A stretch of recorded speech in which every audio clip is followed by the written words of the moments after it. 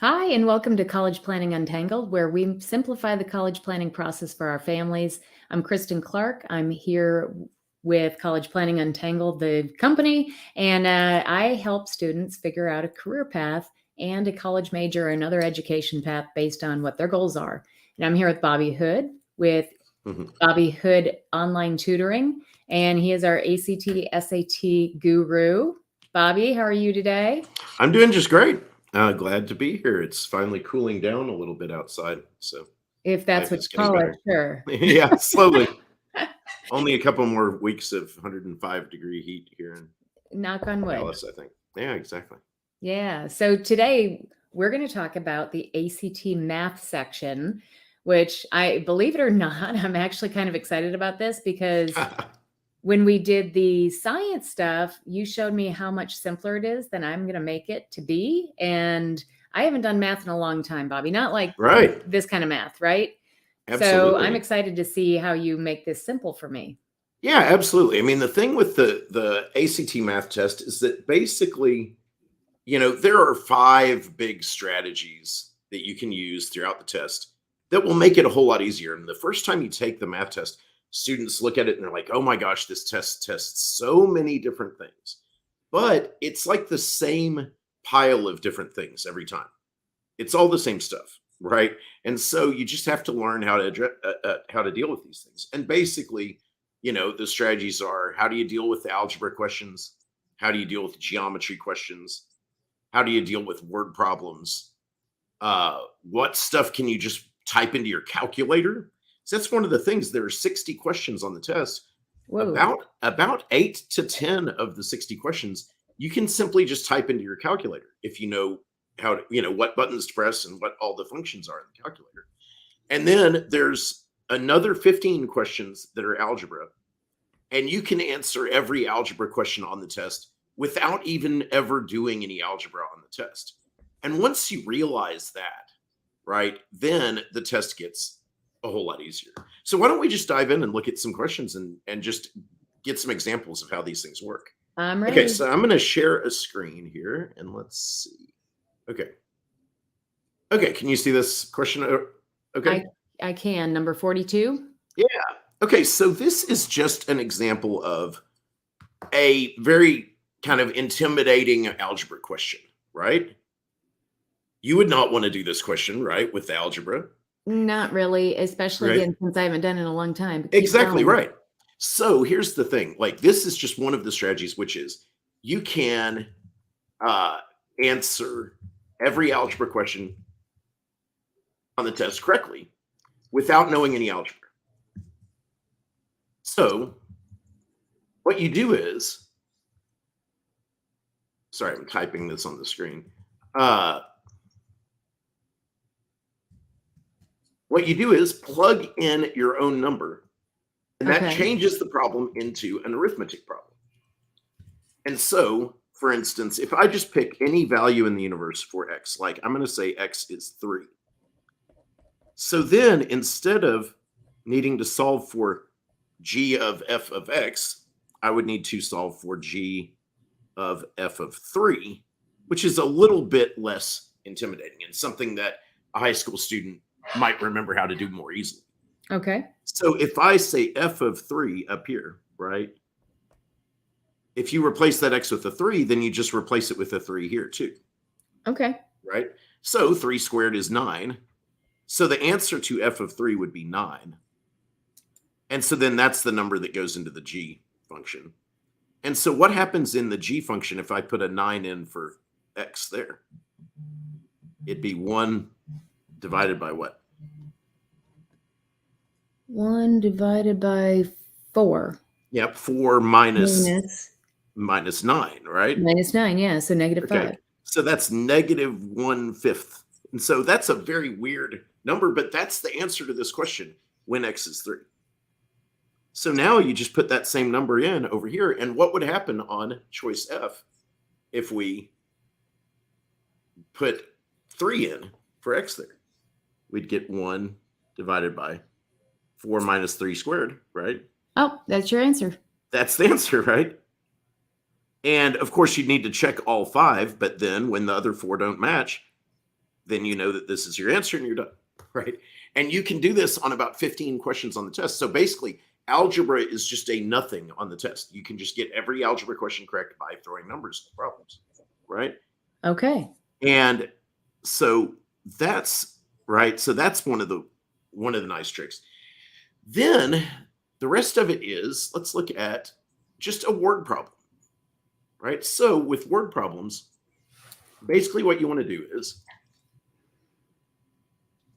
All right. So write adding down what they dictionary- ask for. Okay, hang Yeah. on just a second. So write down what they ask for at the end. Always do that first. Then start at the beginning and work phrase by phrase. Okay, so what are they asking for at the end of this question? How many students are taking composition? Okay, absolutely. So now this question looks like it's very simple. So I just write down composition equals. Okay, now. So we'll start at the beginning of the problem.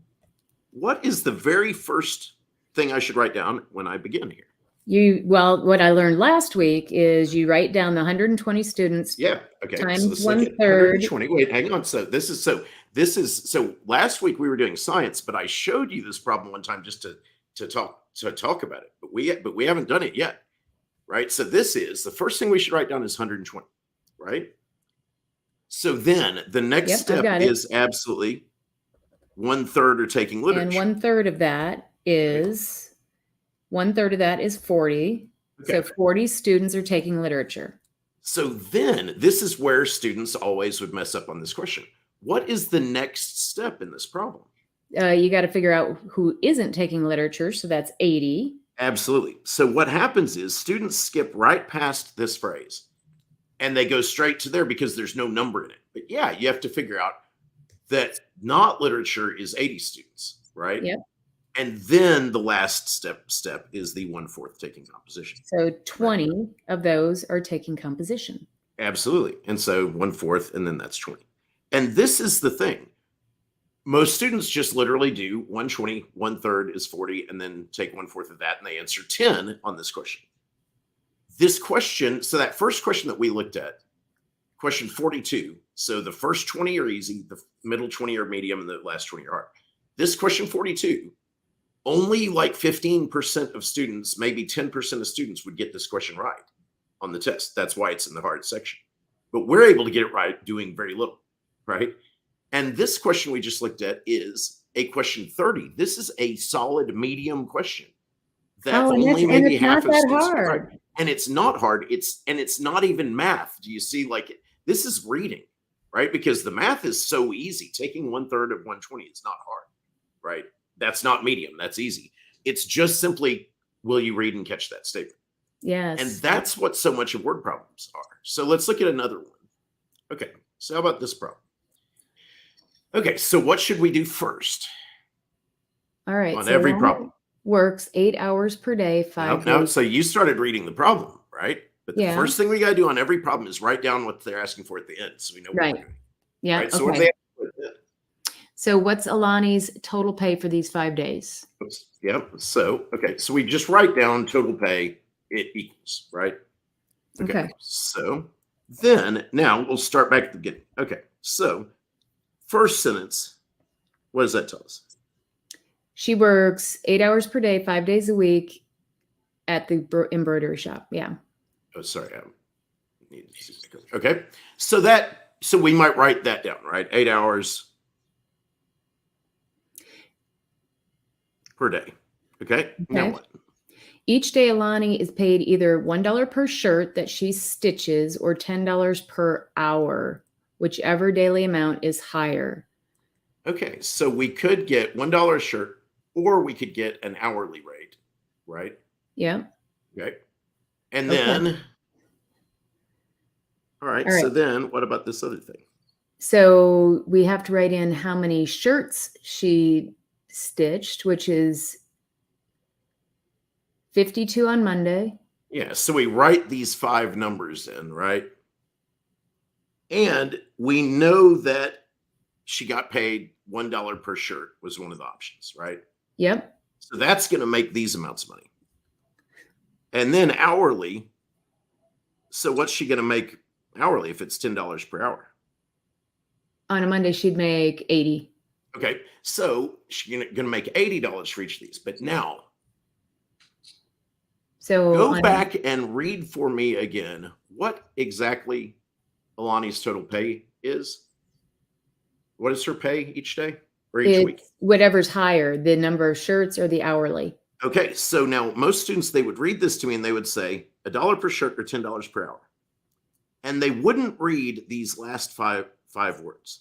Yep. That's the whole trick to this problem, is the numbers that you need to add up here are these 5 numbers, right? And most students, what they do is they write all this down and then they just total the top row and total the second row and see which one's bigger. Yeah. And so again, this is not hard math, even though it is in the medium section. It's not medium. It's easy. It's just reading what the question said. Does that make sense? It makes complete sense. And you really, I mean, so where you need to spend your time is really reading what they want. And absolutely. It's careful reading. Yeah. Just like when we talked about science last week, it's just reading and looking at all the words, right? Okay, now, so here's a geometry question. This is a strange one. Okay, what should we do first on this question? Okay. The answer is you want the perimeter in feet of the swimming pool. So absolutely. The perimeter is around. Okay. So you want the perimeter. So okay, so does that mean we want the perimeter of the big rectangle? No, because the sidewalk, you got to subtract. We have to remove the sidewalk. Okay, so the first thing we got to figure out is we want this inside part. Yep. Right? Okay, now, well, how do we cut off that sidewalk then? You subtract 3 feet on each side, so it's subtract 6 from 30 and 6 from 40. Yeah, so this is part of the trick here, is that they love these weird shapes problems on the test. And so since you're taking 3 off from each side, then that would leave 24 here. Right. And 34 here, right? And so now that, because they do so much of this weird chopping up on the test, like students do pretty quickly get good at that. And then so you can say, okay, this is 24 by 34, right? Right. But now what every student does on this problem is they multiply it. They then multiply those things and find the area of the figure, because they didn't write down that what they needed was the perimeter, right? Yep. And so the perimeter is, oh, got a big mess there. Right. Yes. So it's just those things, right? So 24 plus 24 plus 34 plus 34 is 116. Is 116. And if you notice in the answers, they are like choice B is the perimeter, choice C is the perimeter of the entire walkway. Yeah. And choice D is the area. That's what happens if you multiply. That's the area of the pool.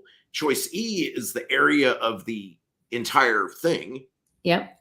And choice A is if you just add the 2 numbers that you see on the problem, right? So every single answer is designed to get you to fall into a particular trap. Yeah. I mean, it's back to reading. It's absolutely understanding what they're asking for and getting that in your head first, because the rest of it, you're right, is simple.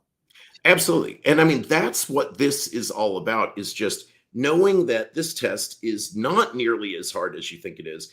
And when you go through it and you think you're doing so well, but then you miss all these questions, it's not because you're not good at math. It's because you weren't going slow and reading carefully and being methodical. And that's all it is learning. And this is what students find when they start tutoring with me, is that they absolutely have the capability to answer all these, so many of these questions. And then they can come out realizing, oh, I am good at this stuff. I did learn this stuff. But the first time you take the test, that's not how you feel. You feel like you think, well, I did well in math classes in school, but I guess I'm bad at math, right? And then you think the test is so hard. And so this is what this series is. Things that seem hard are not that hard, right? Absolutely. And it's only the way you think about it that makes it seem hard. And once you look at it the right way and know that there are easy strategies to deal with all this stuff, everything gets a lot easier. So I'm always happy to answer questions from people, talk to people about this. And but this is what I do with my students, like, every day. And so so I wanted to just give a little idea of what that looks like and help people realize that you shouldn't be intimidated by these tests, but also you shouldn't spend months and months like learning lots and lots of math. You don't need to, right? You already learned it in school. You just need to know how to apply it and be methodical. So Yep, that's it. I love it. All Thank right. you, Well, so Becky. next couple of weeks, we'll look at English and reading on the ACT as well. So we'll continue this series. And then after that, keep talking about